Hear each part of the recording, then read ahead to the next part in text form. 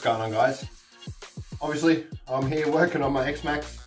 I had a really bad knock in the drivetrain somewhere in the last bash, and I'm just pulling it apart to check what it is. I thought I'd just give you a bit of a look at what I'm actually running on this truck, because there is a few upgrades on this truck and it is quite a bit stronger than stock standard.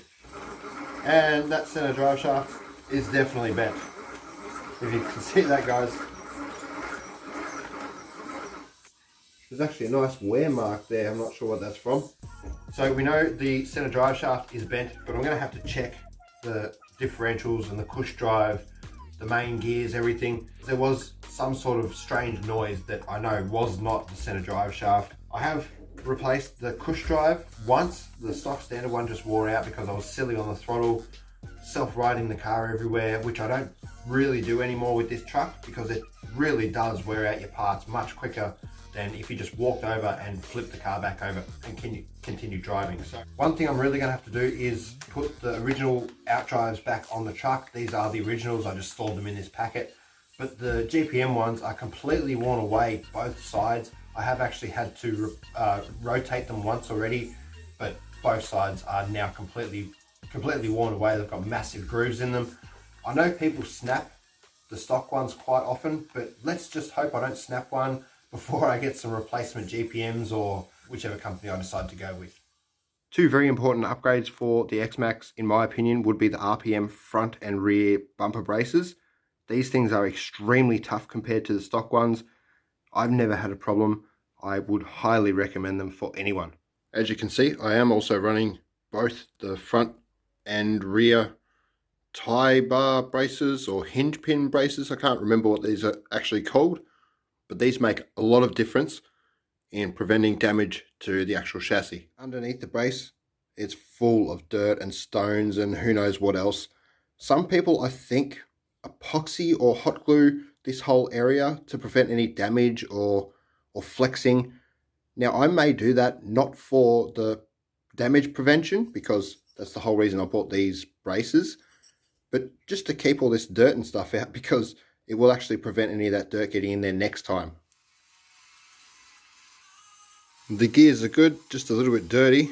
Have to give it a clean, but those out drives are absolutely knackered. All the gears and everything are fine.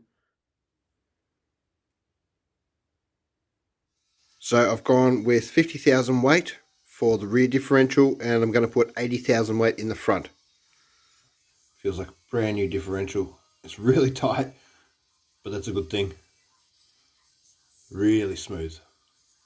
This Red Devil grease is what I normally use for my crown and pinion gears. This is actually made for mountain bike bearings, but it does a really good job on metal gears. I would probably prefer having almost double that amount on each differential. I can't help that at the moment because I've actually run out of this Red Devil grease. So I'm going to have to get some more or get some lithium grease. I'm not running this car with dry or not lubricated enough differentials. It's not a good idea, guys. I had just enough of that Red Devil grease to do the front differential. And look at those out drives. They look much better than the GPM ones. So hopefully they last a little while. Alright guys, what I'm going to do is actually put the car back together how it is, with just the differentials greased or oiled and the stock standard out drives on, because I really think that the GPM out drives were the issue. The tiny little bend in the center drive shaft cannot cause crunching. The push drive is only about 5 or 6 drives old, because I had to replace the stock one quite recently. But if we still have issues, obviously it's somewhere in the middle of the car. The front and rear have been re-greased and the out drives are on. So yeah, I really hope the out drives were the issue and we don't have any more noises.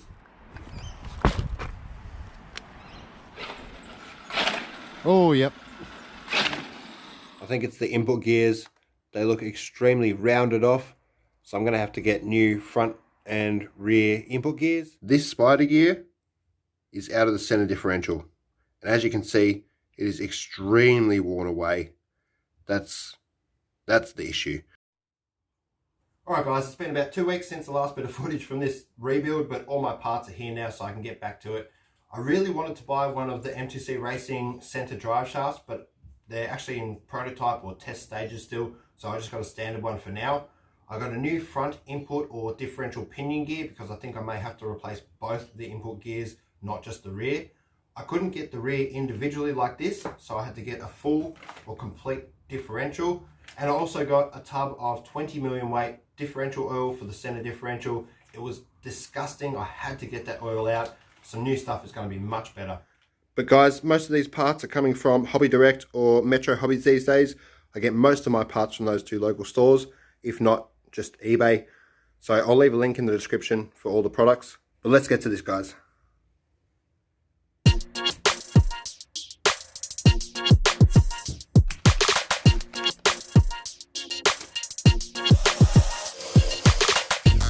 I'm actually surprised there's not more oil in there.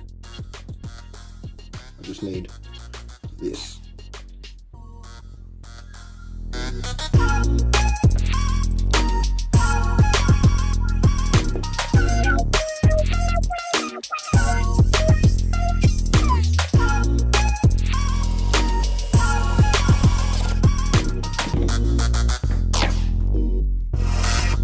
Alright guys, that is put back together. I'm going to take it out the front for a real quick test before I change the front bumper over, just in case I have to actually pull it apart again. So let's go do a quick test and hopefully that's all fixed for now.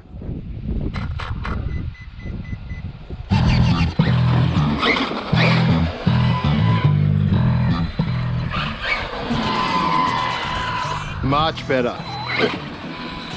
No crunching in there now.